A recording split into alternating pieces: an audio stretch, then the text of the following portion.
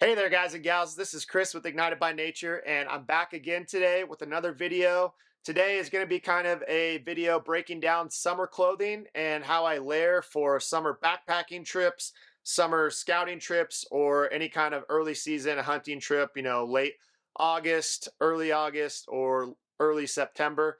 This is going to be the clothing selection that you'll want.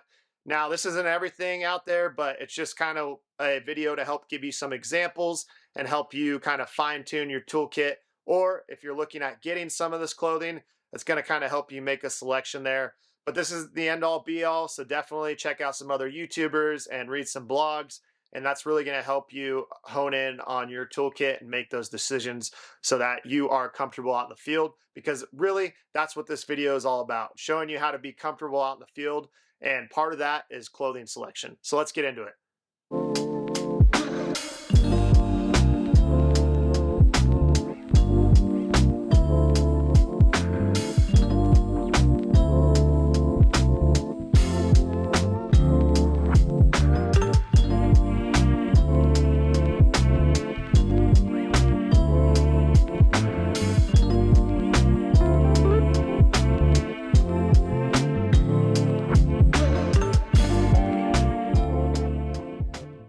Okay, let's start off by talking about the base layers, and that's socks and underwear.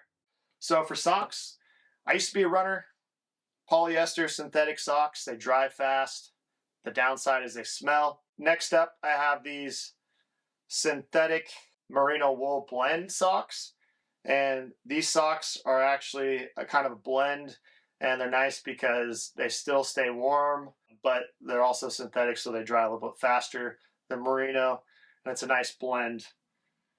Next up, we just have straight merino wool socks. I ordered these on Amazon. I think they might have a 5% polyester blend, but mostly merino. And these are kind of the summer socks that I'm going to wear. I also have the same kind of sock, and it's a mid for when I wear a mid boot. But most of the time during the summer, I'm going to be wearing trail runners. And, if I do wear a boot, it's because I'm hiking into like very rocky, shaly areas where I could slip or roll an ankle. And that's where that mid boot is going to be great. Moving on to underwear. I don't know, a couple of years ago, no, I think it was more like 2020, I invested into a lot of merino wool underwear. But one of the problems I find with the merino wool underwear is that it blows out after about a season or two. And usually you get a blowout in your butt area. And, maybe it's all that flatulence from eating backcountry food. But yeah, they seem to blow out in the butt and crotch area. So with these, you're paying a premium price. I don't know off the top of my head what they are. Maybe I'll put a little post up here to show you the prices, but they're expensive. Next, which is kind of what I use now, I was worried about smell, but the longer I've been hunting, the more I realize that you can smell like crap, and as long as the wind's good, you're not going to blow anything out. It's just when the wind shifts, that's when you're going to have issues. But I have a couple different options. I have these Nike synthetics, and then these are Columbia outdoor synthetics. These are going to dry quick. They're going to smell more. You're going to get that gooch and taint smell after a couple days. But hey, they're not going to blow out on you, and they're going to last a lot longer, and they're cheaper. Okay, so those are kind of the base layers, right? Socks and underwear. And then for summer hiking and scouting, I'm going to be using trail runners. These are the Brooks Adrenaline GTS, and I got these in Hawaii. I forgot my hiking shoes, and we were going to be doing a few hikes. We were in Hawaii for over 2 weeks. We went to Oahu, and then we stayed in Kauai for a week. So we did a lot of hiking. These have been awesome. I've been using them all summer. They're starting to get some wear and tear. Last summer, I used these On running shoes. These are pretty good. Both these running shoes have kind of like slimmer toe boxes. So a lot of the newer, like the Hokas and some of the other brands, they're having wider foot boxes. So I want to try those out this year. But I honestly really like these Brooks, so I might just buy another pair. These are pretty good too, but as you can see, they got pretty worn out, got holes in them. So kind of retired these to my around the yard shoes. And for those of you who didn't know, being a runner, I found this out in high school, but shoes have mileage on them. So If it's a good pair of shoes, you're going to get anywhere from 350 to 500 miles on them, but it's just wear and tear and everything else. They last about that long, and that's the way that she wrote. It sucks because if you buy a pair of high quality shoes like these, they're going to be anywhere from 150 all the way up to $250 for trail runners. As far as my mid-top boot, I use this Crispy boot. These are the crossover light pros. They don't even make these anymore. Little pro tip, Shields actually does return boots. So they'll accept your boots even after you're using them. So if you're wanting to buy a pair of Crispies or any other boot they might sell there, you can actually try them out there and take them back if you don't like them. So it's kind of cool. Haven't been wearing these too much. I love Crispy boots. Everyone has their own opinion. I'm not sitting here trying to sell you boots because everyone's feet are different. And so one person could like one boot and other people might like another. It's just so hard to recommend a boot or a shoe for someone because everyone has a different foot structure. For me, actually, I have semi-custom insoles, and I went to a podiatrist because I was having such bad feet pain and back pain. And they basically gave me like 6 of these. So they're just insoles. And then what they added is arch support. So I have like 4 or 5 of these sticky pads on here, and I have them on each one of these insoles, and I just stick them in my boot. This is kind of a cool little tip too. If you have your own insoles made, it saves you a huge amount of time with breaking in your shoes. A lot of the insoles that, you know, shoe companies provide or boot companies provide, they're just not going to be as great as a custom insole. Or, you know, if you go to a podiatrist because you do have feet issues, you're just going to get a better insole and you're going to be able to break in your boots or shoes a lot faster. You know, these will last me about a year and a half, and then I have to buy more. Another interesting thing, and I've heard this in some podcasts, but like I said, these insoles are like $70 a piece. My podiatrist actually recommended Super Feet, and for anyone who has flat feet like me, he recommends the high arch insole, so the max support. Everyone's going to be different, but yeah, he's recommending Super Feet, and that's straight from my doctor. So that's kind of cool. He said it will save me about $5, so I'd be paying like $65 for the Super Feet instead of $70.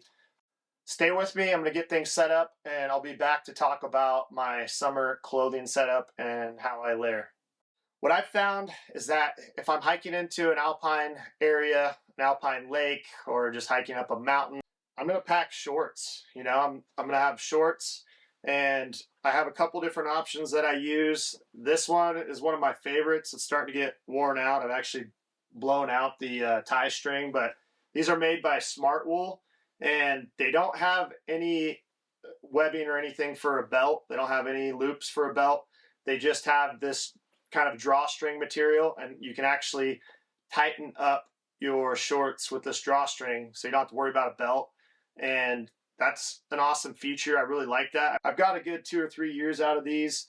You know, they just have your traditional front pockets and then a zip back pocket. They're super lightweight, and they're nice to wear when it's really hot out. So that's like one option that you have right here is these Smart Wool synthetic merino wool blend shorts. And then you also have, you know, the synthetic blend. This is by Outdoor Research. So this is just purely synthetic. I really like these shorts as well. Outdoor Research makes really good clothing, and they're pretty light. These are more cargo style. So you have, you know, cargo pockets, and you have belt loops, and then you also have your front pockets and 2 back pockets. I'm weird. I like orange colors. My wife hates that I wear orange, but hey, people can see me. Especially, you know, I'm a rifle and muzzleloader hunter, so I don't want to get shot. I like wearing orange. That's pretty much what I wear when I'm hiking for shorts. Now, if I'm going into kind of a little bit brushier area, or I'm worried about ticks, it's grassy, but it's not super thick, and I'm going to be wearing something like these lightweight Obsidian pants by FirstLite.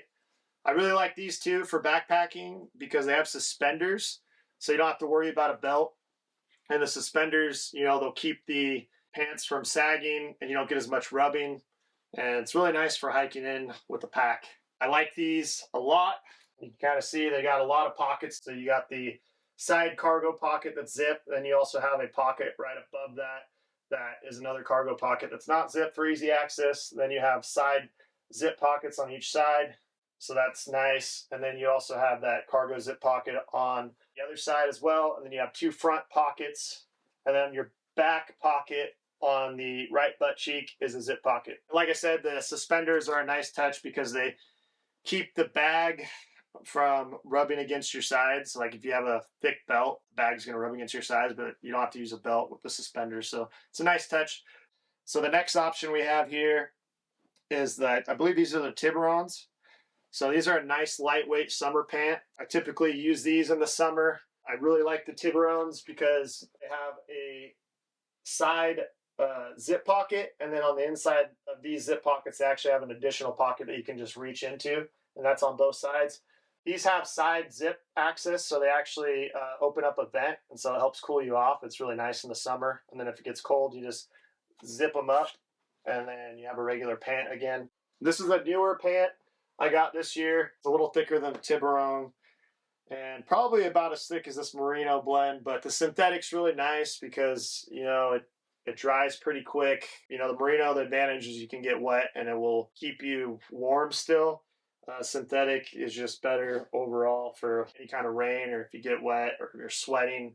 You get a little bit more smell, but it just, everything dries a lot faster. I'm actually going to refer to my handy dandy computer. I wrote down some of the thicknesses. So that's what you really want to pay attention to when you're picking out pants. And that's something I've learned, you know, over the years, is you don't want to just buy a pair of pants because of the advertising or whatever hype they have going on. You want to do some research and like, okay, what time of year am I going to be using these pants? And then what kind of terrain am I going to be in? Am I going to need a really durable pant, or can I get away with something lightweight? When you're doing that, you want to look at grams per square meter, or GSM. So I had a little handy dandy Apple Note thing going with all the specs and stuff, because let's get real, I'm not going to memorize all these. I could, but then I'm going to look like I had a stick up my butt. And so I'm trying to not to do that. It's cool to look like you know everything, but it also doesn't, you know, it's not cool to look constipated. So I'm not trying to do that. So yeah, anyways, these are a little bit heavier. They're still a summer pant, but not my go-to option. This is going to be like thicker, brushy country or a lot of shale. And this is 180 GSM. The Tiburons right here that I showed you earlier, they're 147 GSM, or GM squared, whatever you want to call it. Now that we got over kind of the lower base layer for summer, we'll talk about belts real quick. I actually got this idea, I think last year, listening to the XO podcast, paracord for a belt, especially when you have a heavy pack. It's nice to not have rubbing. So we have paracord. And then Stone Glacier actually makes a pretty cool little thin belt. It's just basically some webbing with a buckle and a clip, and you can tighten it. And this has been money as well. And then this is my web belt from the Marine Corps, and it's surprising. I'm actually kind of proud. I joined the Marines when I was 20 and did 4 years and joined the Air Force, whatever. But this is my web belt that I'm still using from when I was 20, you know, before I started gaining weight. So yeah, this web belt's pretty comfortable. Next, we're going to talk about the upper base layer that I'm going to be wearing. And really it's the layers you're wearing because it's summer, it's hot. You're not wearing extra thermals.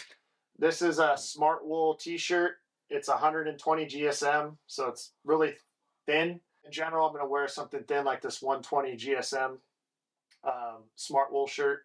QU also made some stuff. This is from 2019. I honestly am surprised this has lasted as long as it has with how much use I put into these shirts. I mean, not only do I wear them hiking and hunting, but I also wear them throughout the week. You know, this is like my everyday clothing. A lot of times, you know, unless my wife tells me I have to dress nice, I wear this stuff because it's comfortable and, you know, I don't smell in it. So I don't know exactly what this is. I can barely read the back of it anymore, but it's I can't even read that. What's this one say? The Yarn Merino wool. So this is back in 2019. This is before they started adding synthetics, so you get a lot of stretch. But I really like these because they actually have mesh sides, and yeah, I'm just surprised that this QU shirt, I bought in 2019, that's super thin. It's finally starting to come apart a little bit, but put a lot of use into it, and it's 125 GSM. So, but it's about the same thickness as this. It's pretty thin. It's a nice summer layer. So I'll put that right there. And then if I'm in the desert, probably going to go with the long sleeve. This is merino wool. Like I said before, they were using pretty much all merino, so there's a lot of stretch, and this is stretched out over the years. I've used this one a lot. It's got the same mesh on the sides for cooling. It's very thin. It's 125 GSM. That 125 GSM weight is what you're going to want to use when you're going out in the summer. It's just a thin shirt. It's going to feel nice. It's going to cool off. It's going to dry easily. Okay, so we talked about Smart Wool. They have 120 GSM lightweight shirts. QU, 125 GSM. And then now let's talk about the Wick. This is a 150 GSM t-shirt made by FirstLite, and it's a pretty good all-around shirt. Let's go ahead and take a closer look at it. This is the ash color in the Wick. Again, this is Arrow Wool, 150 GSM. You can kind of see it's a little bit thicker fabric than the other shirts. This is the same Wick shirt, just in the new Terra color. And then lastly, this is the dark earth color. This is one of my favorite colors. So I don't know if you can actually see this, but I'm trying to hold it close enough to where you can see that this top shirt, the Arrow Wool Wick by FirstLite, is 150 GSM. And the bottom shirt, the yellow one, is the Smart Wool. It's 125 GSM. And it's just a tad bit thinner, but you can definitely feel the difference. I mean, if you look close enough, you can even see that this yellow shirt is see-through, and you can actually see the other shirt through that shirt. Whereas this one is thicker, and you can't see the yellow shirt at all. So that just kind of shows you right there the differences in between the two shirts. This shirt is actually see-through, and this shirt isn't. 125 GSM, 150 GSM. Lastly, there's this synthetic shirt. This is actually a fishing shirt that I bought in Florida. And I have like 2 or 3 of these. I bought it when I went on a cruise visiting my friend. We did some fishing, and then I used it for the cruise. It's equivalent to having like a 50 SPF sunscreen on. So if it's really hot, not a lot of shade, I'll probably use something like this. It's synthetic. It dries fast. You can actually swim in this shirt. So it's a little bit thicker than this 125 GSM merino wool, or the 120 GSM, but it's going to do the job and keep you protected. Okay, so kind of that's the upper layer that I'm going to use as far as summer goes. And then if I'm going to be hiking up in the Alpine where it could get a little colder, I'm out in the desert, I'm probably going to pack something in my pack. And for that, I'm going to have these options. These are very thin merino wool hooded long sleeves. So they got a hood on them. This is Smart Wool. This is 120 GSM. So it's not a hunting brand. It's held up to the test though. I bought this the same time as this QU one that I'm about to show you, and they both worked great. Nice lightweight, but it'll protect you from the sun and bugs. Well, the bugs will still get through, but they won't be as bad. Next, we have the QU version of this. So this is a hunting brand, basically. It's merino wool. I like it because it has a front zip pocket, put your tags in there or something like that. But once again, it's just shade from the sun and to keep you a little bit warmer if it cools off. It's very thin. This is 125 GSM as well. It's got the side vents. This is from 2019. It's thin and it's still going. So that's cool. Kudos to QU for that. And it's got a half zip. So that's pretty cool. Let's just weigh one of these. I didn't look up the weights on these. So this is going to weigh 8 ounces. This is probably the thickest I would go. And this would be, early season hunts up in the mountains. This is a merino wool by Filson. Filson's been around for a long time. It's kind of like the cowboy hunting brand, but they make good products. This is super durable. It's fully zipped. And then you got a front pocket zipper just like the QU one. And this one's thicker. It's a 250 GSM, so I'm not going to be using this a lot, but I do pack it every once in a while. Now we're going to just talk about the jackets that I pretty much always pack in any scenario. Just the weight of the Puffy is going to vary because I'm going to pack a lighter Puffy if it's summer. I'm not going to have to deal with those cold temperatures. So first off, if it's summertime, I'm always going to have this FirstLite. What is this thing called? I don't even know. This is the Brooks down Puffy. So it's lightweight. It weighs 13 ounces. Let me see what I have written down for the Puffy here. It looks like it's